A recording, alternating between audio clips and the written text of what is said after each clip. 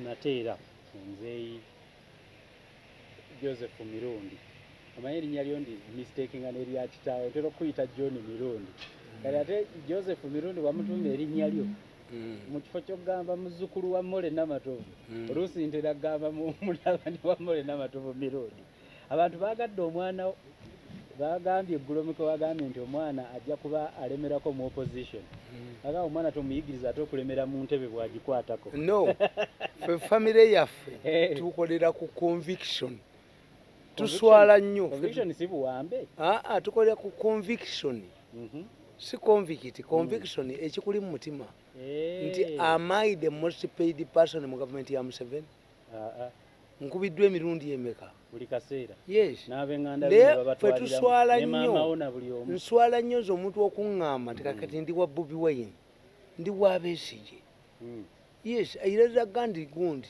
naye wagamba Museveni bw'avaawo ojja nga kirala nedda nga taliiwo omukazi bamugamba nti omukazi mwenzi nnyo noyenda nga omulambo gw'abalo guli mu nnyumba you are going to have freedom lwaki oyenda kati mu masanja era mwe mwava ekigambo namwandu omwandu lwe lubugo lwe basiba kati omwandu gwe bayitanga omwandu nti namwandu ng'ayina ekiseera ne bw'aba ayita mu kkuba abasajja bamuveeko tanaaba tasala nviiri takola kyantirwe time kakati ndowooza abasiraamu babaga nnaku 9 talemegera na mugundi na lubuto lwa muntu mulala kakati oba mmeka okubaako nsingo so therefore you are permitted to transfer oba tugenda ewalala nga kino kikomye naye abantu bonna ekibakubye bano bemulaba mu byobufuzi batugamba you cannot move from one extreme end of politics to the other extreme end tosobola kutambula kuva wali wa Museveni mangu ago ate n'ogwirawo wa Bobi Wine kasokikola ogwa nti bidandi oyinake weekoledde londa Museveni ate kikwatayo dafunye power tafunye power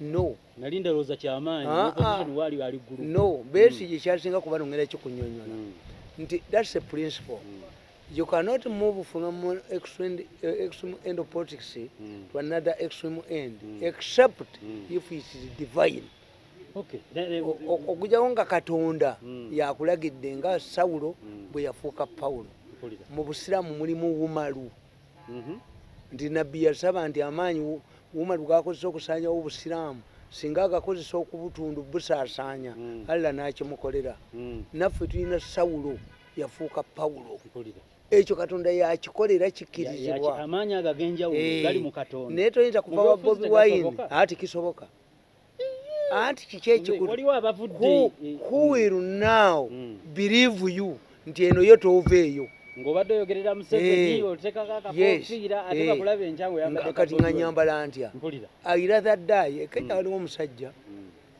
yategeera nti Moyi aleese Uhuru Kenyatta ye ng'omusajja omukulu n'amanya nti Uhuru Kenyatta tasobola kuwangula kalulu ye kye yakola yali mukwano gwa Moyi nnyo yakwata abaana baaba omu n'amuwa KANU omulala n'amuwa opposition ye n'ava mu byobufuzi you cannot toyinza kubanga gwe simbo gwe brandi y'ekintu enkya n'ovayo n'okifutyanka mu politics oyinako ebwekoledde londa Museveni Mbabazi n'aga nti bannange ntunuulidde abakulembeze mu nsi yonna bajja naye mubaamu abatazikawo ye Museveni enkya nti muvuganya akoze eki yanti yafuna ki anti yafuna ki yes yafuna ki yes kati ekyo kikwetaagisa twabulizo nkyembadde mbanyonyola wano nembaga nti abantu ba wano balina ebintu bye bateekinga for granted ababaka ba palamenti nnaku ezo babadde balina ekiteeso kyebafulootinga okulya ku Museveni sente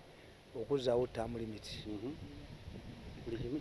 naye Museveni yabaga nti mukireete ekyo sijja kikwata sijja bawa sente temunkanga mukireete why twali kikubidde mu referendum ayinza okuba yali nedda twali kikubye lwaki mwasalawo ekisanja kyali kisibiddwa ne mutuwa ensonga kisumululwe kati bwe muba mukyezaawo mwina otubuulira ensonga bo balowooza nti the question of coming and removing. No, we had term limits, we changed them. Now give us, muba mutegeeza Kakooza yakyogera. Kakooza president bwe yava mu kalulu ka 2011 Kakooza yagamba mundeese ekiteeso nga president wa Uganda terms ziba 2 ez'emyaka 7. Yes, Kakooza. Nembaga nti Kakooza avuma Museveni. Ate ba minisita yabusigaza. Nabaga nti omuntu yenna president Museveni twakava mu kalulu. Tanaba tasafalinzeeko Harris Gundi.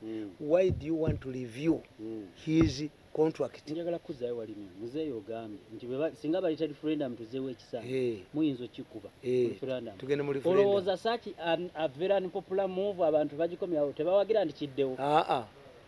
Anti mumala tubuulira mmwe lwaki mukizaawo. Yes, kubanga singa obadde ogamba nti mukazi wo akuloga, mukazi wo mubbi, mukazi wo mutamiivu n'omugoba, kati bwoga nti bannange mukyala mukomyawo, famire ogituuza n'ogiga nti eddogo yalimaze yalokose. Byogamba bulijjo ndi mwenzi yabulese. Kakati muyina okutubuulira nti bannange omusajja Museveni gwe twawa unlimited term of office si ono kati.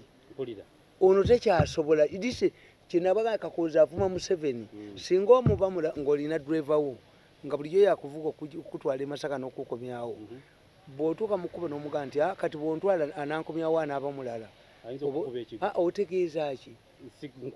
Takyayina maanyi gali. Kati muyina otugamba mugambe ekiteeso eky'okuzzaawo term limits mukireesa Museveni awummula. Ne mutugamba nti omusajja ono twamuwa unlimited term limit because of his earlier contribution to the country. Now that he is going, bali bagala kumukanga babawese. Abandi bakireeta kati bali balina nsonga zibaisibira nti public mumugenda bano bagenda ne bagirowooza nti public nyangu nsiru. Kakati gwe Besigye tukubuuza ne Bobi Wine atwanguyizizza omulimu tubakuba wamu. Katuba kuba wamu okwegatta ne beegatta akatoli. Yes, kakati kubeeri mu kubeeni mmwe abantu ba bulijjo kyembasaasirako ne banne byabufuzi bammwe nti mmwe nabagamba nti bw'obanga oyagala omuntu n'akubuuza nti omwana azaalirwa emyaka emeka, emyezi emeka, si 9. What about the court? Twatandika okwekwana n'omukazi bwakugaana bwakukkiriza ati kyenkubulyeyo adon. Yes, omukazi antawanyiriza mwaka tegeeza omwana mufunidde emyaka kubanga gwolinga agamba nti bw'obanga olina mayiro 5 z'otambula otuuke ku stage ya mmotoka n'otuuka gy'olaga bakubuuza nti ozze naki nti mmotoka sooka oyogere nti mayiro 5 nasoze zitambula zadde za booda nsembezaayo kuki. So ejjani pregnancy sikutegedde kyotegeeza kyenkutegeeza kiri kimu nti waliwo abatambula mayiro 5 bajje ku luguudo kuli stage. Kakati n'olinnyako emmotoka mmotoka nekutuusa woolaga bwe bakubuuza nti otambudde otya ng'ojjoga najjidde mu mmotoka bagamba nzije kilomita 10 zentambudde okutuuka sinyonnyola nti nasoso nennyaka osooka n'okinyonnyola. Kakati n'omwana ono ye courtship nti abantu ba Uganda tebamanyi how things are done and the process. Museveni waabakubira nti Bobi Wine argument zanyonnyola ziri 3. Bobi Wine yatuula mu parliament, government yatwala gondi supplement mu parliament, enyongereza parliament negiyisa. Kakati sente ze baba ogulemmere zaali billion mmeka? 5.9. Kati who demands accountability? Members of parliament. Kakati Bobi Wine lwakitakole ekyo. Kaseera kabadde kampimpi ate katya no parliament yakwata sente nezikuwa. This is what these people don't know. Tuyina obukiiko bubiri mbadde mbubannyonnyola nti bano ababbi baasala amagezi akakiiko kakatongole ne bakateeka mu prime minister's office.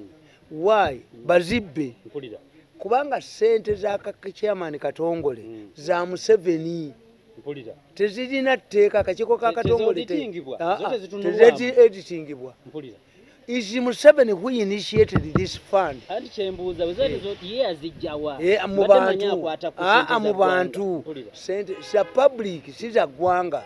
Any money that does not come from parliament to do anything is not accounted for. Wawulidde akatambi ka Bobi Wine nga akaabira emmere agamba tugire emmere. Anti kyenkubulira obwo busiru. Museveni wabakubira ate amasepiki ki maama wammwe ayinza atya bagamba nti mukulimire taata wammwe nafumbye emmere entono. Who is responsible? Bobi Wine is a member of parliament. Kikekyo kikubuulira. Bobi Wine is a member of parliament. Kizza Besigye is a leader of one of the largest opposition party. One of the proprietors. And they fully participated in allocating money to the team. To the abantu ba Uganda bagulirwe emmere. Office of the Prime Minister. Yes. Kakati, if you allocate money, don't you have a monitoring mechanism to follow this issue? Anti how do we not emmere teyatuuka mu bantu? Auditor General ayina okunoonyereza ssente za gavumenti oba akakiiko oba palamenti erina okubuuza ababaka nti bana ssente zetwayisa zaali mu ttani z'emmere mmeka? Ewammwe gyeri nti nedda, ewammwe gyeri nti nedda. Kyova olaba nti ffe ba mirundi tetugenda mu gavumenti kubanga I will be suppose aba gavumenti balina kye bayita collective responsibility. Sisobola kuwagira Mbayo nga Mbayo addidde buli aladisi bamuwa milioni 5,600 baba wako 13. Kati parliament yeyina okubuuza the local government kankutegere bulungi kwata mu 6 bawereza baladisi baba wako 13 ate batya okwogera baziba kati ng'ongamba nti Mbayo agende wa president ampabire mukuba ne mumalawo. I don't have collective responsibility. I'm not a public relations officer of the Ministry of Local Government. I see. I'm a public watchman. Kakati lwaki agenda mu mmere nga tayogedde ku baladisi atano ebi baladisi bawera ebikumi ebi bu district be bagenzi bakichulamu emiliyoni 5,600 balya sente meka?